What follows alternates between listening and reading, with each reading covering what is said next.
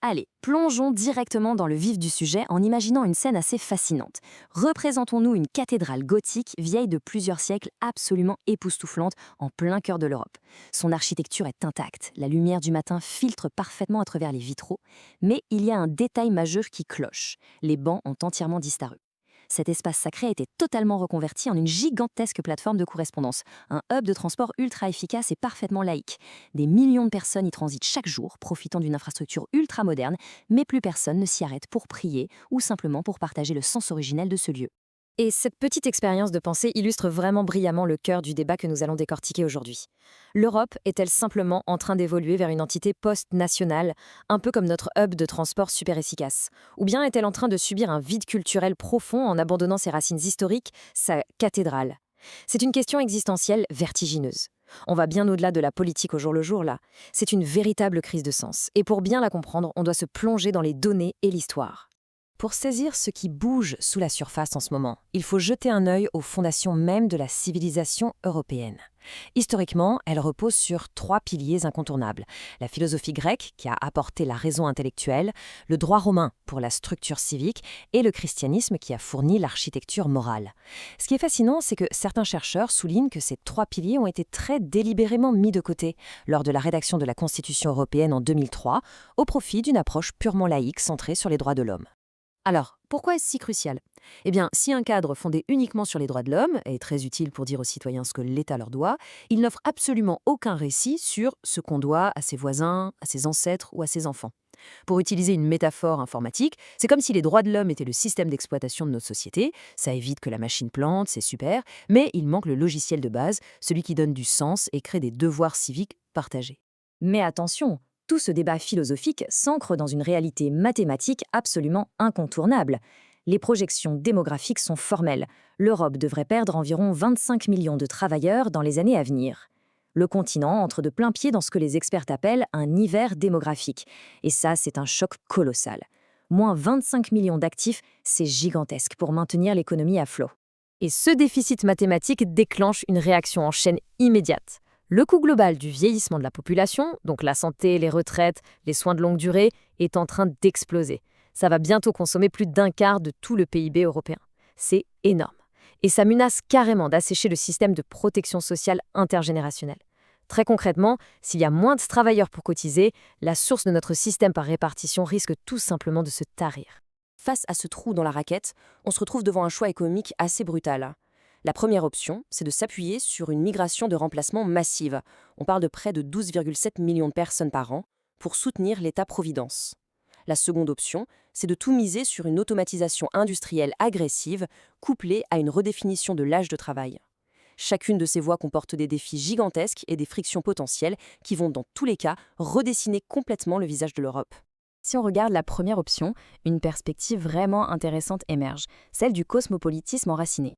C'est l'idée que cette migration mondiale massive ne détruit pas l'identité européenne, mais qu'au contraire, elle crée une société hybride super vibrante. En gros, on peut tout à fait rester profondément ancré dans ses traditions locales, tout en adoptant une identité post-nationale plus large. Un peu comme partager son quotidien avec des cultures venues du Népal ou d'ailleurs, tout en chérissant son héritage culturel de base. Et historiquement, ce n'est pas nouveau. Les sociétés se régénèrent souvent par ce qu'on appelle l'interpénétration culturelle. Pensez à l'américanisation de l'Europe après 1945, ça a bousculé pas mal de choses au début, puis ça a créé un terrain d'entente. Les partisans de cette vision estiment que l'arrivée de nouvelles cultures fait exactement la même chose aujourd'hui. Elle agit comme un catalyseur pour créer une nouvelle synthèse et aider à contourner les lourds bagages historiques du passé. Cela dit, il faut bien avouer que cette transformation démographique crée de fortes frictions. On le voit souvent dans les débats sur la sécurité, où il y a un contraste frappant.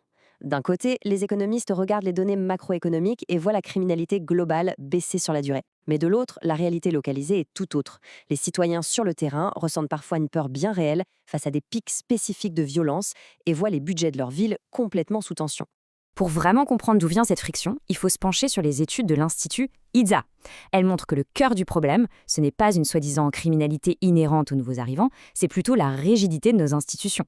Quand un système exclut légalement et structurellement les migrants du marché du travail, ça supprime tout coût d'opportunité, ce qui les pousse vers l'économie souterraine. A l'inverse, dès qu'il y a une intégration légale par le travail, la criminalité liée à la propriété chute. L'enjeu clé, c'est vraiment l'accès légal à l'emploi.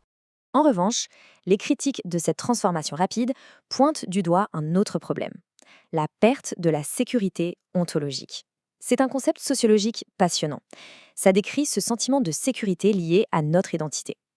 Quand on a l'impression que notre environnement culturel, familier, celui de tous les jours, a été complètement réorganisé, ça crée une désorientation très profonde. C'est une véritable aliénation, particulièrement forte dans les zones rurales ou désindustrialisées qui se sentent souvent oubliées par les grandes allées urbaines. Et cette aliénation met finalement en lumière un vide spirituel assez profond. Plusieurs analystes soulignent qu'une Europe purement laïque et procédurale a énormément de mal à proposer une alternative de vie cohérente face à des communautés immigrantes qui arrivent avec des traditions morales et des convictions très fortes. Le choc n'est donc pas qu'économique, c'est vraiment un choc de valeurs fondamentales qui structure le quotidien des gens. D'ailleurs, les données sociologiques confirment que cette fracture de la société n'arrive pas par hasard. Sur les dernières décennies, la principale ligne de division culturelle a complètement basculé. Ce n'est plus le vieux débat entre religieux et laïcs. Aujourd'hui, la vraie ligne de fracture se situe entre les visions autoritaires et libertaires, et elle est fortement corrélée au niveau d'éducation. Ça crée un fossé énorme sur la façon de voir la mondialisation et l'immigration. C'est là qu'intervient la fameuse seconde option pour sauver l'État-providence sans aggraver ses frictions culturelles, l'automatisation technologique. L'idée de certains économistes, c'est de s'éloigner de notre dépendance à la main-d'œuvre étrangère bon marché en misant à fond sur la technologie.